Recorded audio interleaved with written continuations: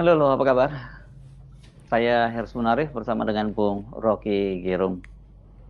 Bung Rocky, perang di Iran benar-benar langsung berdampak sangat serius bagi Indonesia dan ini potensinya bisa melumpuhkan. Harga minyak di pasaran dunia benar-benar melompat sangat tinggi. Kalau hari Ahad kemarin itu baru $100 per barrel, tiba-tiba hari ini, hari Senin itu sudah melompat lagi menjadi $115 per barrel. Sementara nilai rupiah terus melemah, sudah tembus $17.000 per dolar, bukan per barrel ya. Jelas ini merupakan tekanan yang bergada bagi Presiden Prabowo dan itu jelas langsung dampaknya kepada APBN kita yang sudah defisit, ditambah ini pasti akan semakin dalam defisitnya. Sementara Presiden Prabowo sendiri pasti masih akan tetap berpikir bahwa program MBG itu juga harus jalan terus. Ya, yang bisa diprediksi tentu bisa dikendalikan. Tetapi yang uncertainties akhirnya hanya dimungkinkan melalui rolling plan. Artinya karena ketidakpastian maka perencanaan harus mengikuti perubahan kondisi itu. Nah itu kelihatannya yang akan menyulitkan Presiden Prabowo bahwa Indonesia memperoleh dampak justru yang paling berbahaya dari perang Iran ini. Karena keadaan di Indonesia, kerentanan ekonomi, disparitas, kegelisahan politik, ketidakpastian arah republik itu sudah diduga dari awal dan itu harusnya bisa dikendalikan. Tetapi faktor global itu sesuatu yang uncertainties yang tergantung pada moodnya Netanyahu, tergantung pada kondisi psikologi dari Donald Trump. Jadi semua hal yang akhirnya ada di depan mata kita menunjukkan bahwa kita harus bersiap untuk yang terburuk. Dan bersiap yang terburuk artinya memanfaatkan apa yang tersisa untuk dimaksimalkan. Tentu yang tersisa adalah APBN yang rasionya terhadap hutang itu makin lama makin irasional. Tapi kalau dipaksakan, boleh aja dipaksakan. Tetapi pemeringkat internasional pasti akan mulai gelisah juga karena jaminan bahwa APBN misalnya bisa dipakai untuk bayar utang itu akhirnya bukan lagi kemasuk akalan. Jadi Presiden Prabowo mengalami dua kondisi yang bersamaan. Itu tekanan politik terhadap proyek-proyek ambisius beliau yang memang untuk rakyat tetapi membebani APBN. Yang kedua ketidakpastian global itu tuh. Nah sebagai orang yang tentu pengalaman di dalam mengatasi krisis, dipastikan presiden bisa mengatasi ini. Tetapi kalau keadaan di dalam rejim sendiri itu tidak kompak atau mengalami banyak cracks, banyak keretakan, itu justru yang akan memperparah situasi. Kita melihat bagaimana misalnya kemarin isu tentang penggerahan ratusan ribu militer ke ibu kota dan tidak ada kejelasan itu faktornya apa. Kalau itu soal kesepakatan politik dari DPR oke, tapi tidak ada penjelasan. Yang ada penjelasan adalah mempersiapkan keadaan ring satu atau darurat bila ada efek dari perang Iran itu ke dalam negeri. Pasti ada efeknya, yaitu kesulitan daya beli, kesulitan energi. Tetapi sekali lagi justru karena dikerahkan militer maka ada kegelisahan apa yang ada di belakang sinyal penggerahan militer ini.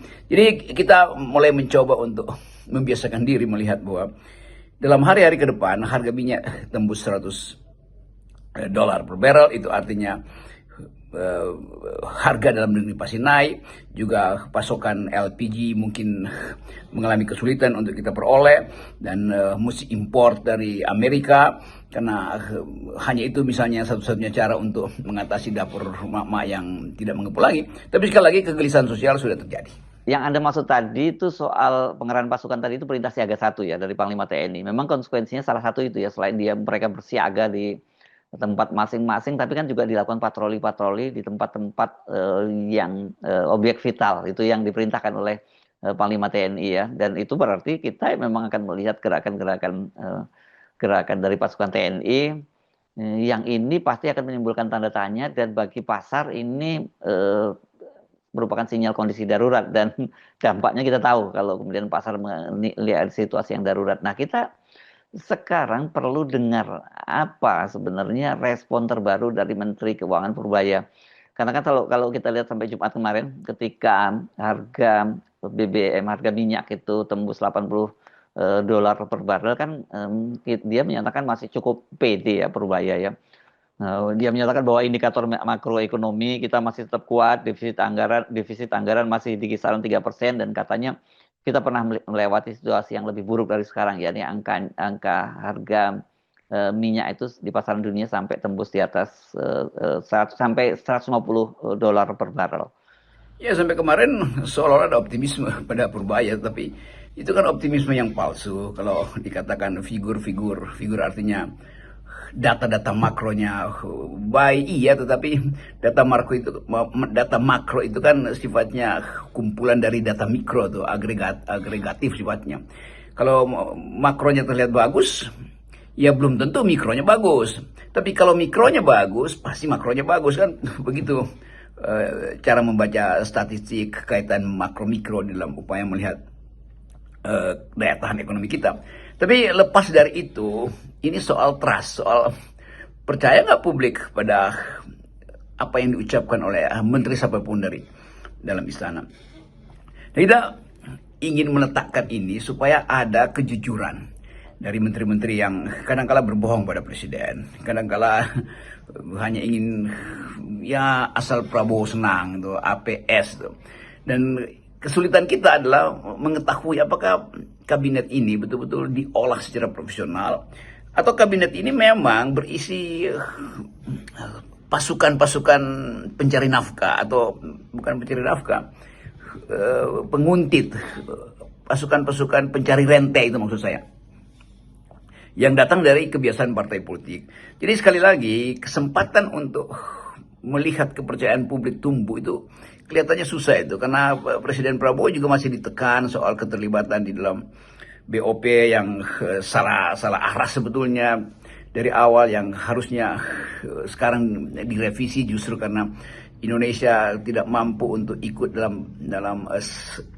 di dalam konsep perdamaian dunia, karena eskalasi di Timur Tengah itu udah beyond the call of Indonesia military duty, itu melampaui semua hal yang bisa dibebankan pada penugasan TNI, dan mungkin akan melalui demoralisasi justru karena pameran festival kekerasan di Iran itu, di Timur Tengah terutama, itu tidak mungkin sekedar diatasi dengan diplomasi atau dengan merelai mereka, karena konsep perang mereka itu beda dengan apa yang kita tafsirkan di dalam negeri. Jadi sekali lagi, Presiden Prabowo harus segera datang ke publik, ucapkan sesuatu untuk terangkan kegelisahan, terutama secara politik.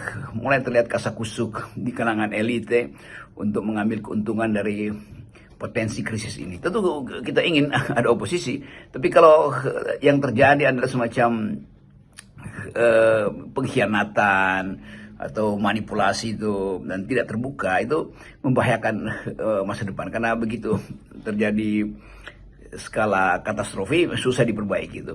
Jadi sekali lagi itu poin yang kelihatannya akan diperhatikan oleh Presiden Prabowo, yaitu kesulitan ekonomi akibat faktor global dan potensi krisis, karena memang dari awal Indonesia menampung segala macam ketidakberesan sejak 10 tahun yang lalu. Dalam situasi seperti ini, menurut saya kekuatan masyarakat sipil, Bung Rocky, ini harus segera melakukan konsolidasi ya, bukan karena mau mendorong gerakan massa gitu ya, tapi justru kita harus menjaga dan mengembalikan semangat reformasi, karena situasi seperti ini pasti ini akan ada kekuatan-kekuatan tertentu yang memanfaatkannya menjadi penumpang gelap. Ya betul, Bung Hersu. Konsolidasi masyarakat sipil akhirnya harus dipastikan terjadi. Dan itu yang memungkinkan lembaga-lembaga demokrasi diaktifkan kembali. Kendati dalam suasana yang orang tidak punya lagi kepercayaan.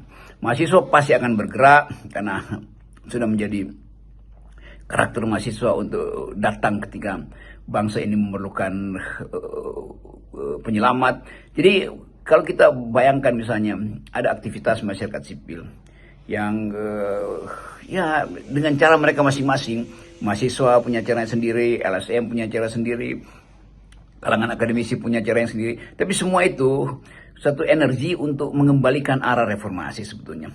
Jadi Presiden Prabowo sebaiknya bersekutu dengan masyarakat sipil. Gampangnya begitu kan. Jadi kesempatan ini juga dimaksudkan untuk konsolidasi masyarakat sipil. Bukan sekedar konsolidasi oposisi, tapi konsolidasi nilai-nilai sipil. Institusi-institusi demokrasi harus dihidupkan, sehingga kalau terjadi goncangan politik, kita bersiap-siap untuk masuk di dalam kerusuhan pikiran, bukan kerusuhan massa, sehingga tidak ada penumpang gelap di dalam upaya untuk mengembalikan arah reformasi. Ekonomi pasti akan lama karena daya dukung energi kita memang terbatas, dan untuk memulihkan kembali kepercayaan investor itu perlu sinyal yang kuat bahwa tidak ada nepotisme dalam kebijakan, tidak ada ketakutan bahwa akan ada semacam creeping militarism. Jadi semua itu kita hitung dari awal sebetulnya. Hanya dengan menghitung itu bisa kita anggap bahwa oke, memang akan ada badai, tetapi nakoda yang terlatih, dia tahu arah pelabuhan yang teduh. Dan semua hal yang bisa kita ucapkan hari ini dalam bentuk kritik, sinisme, satire, atau stand up comedy, semuanya adalah outlet yang memungkinkan kita tahu bahwa begitu pikiran publik.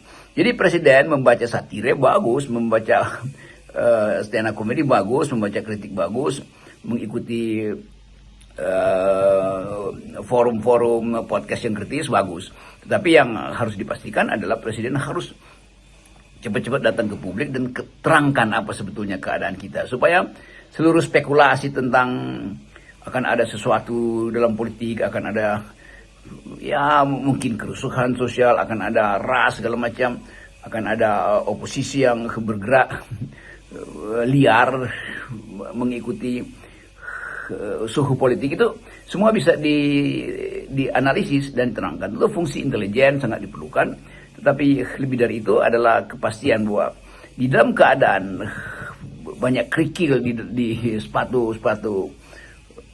pemimpin kita, itu juga menunjukkan bahwa kemunafikan juga sedang berlangsung di kalangan kabinet. Jadi sekali lagi kita ingin supaya publik mengerti keadaan yang sebenarnya apa, dan arah republik tidak boleh terhalang hanya karena ambisi beberapa orang. Salam akal sehat. Salam akal sehat.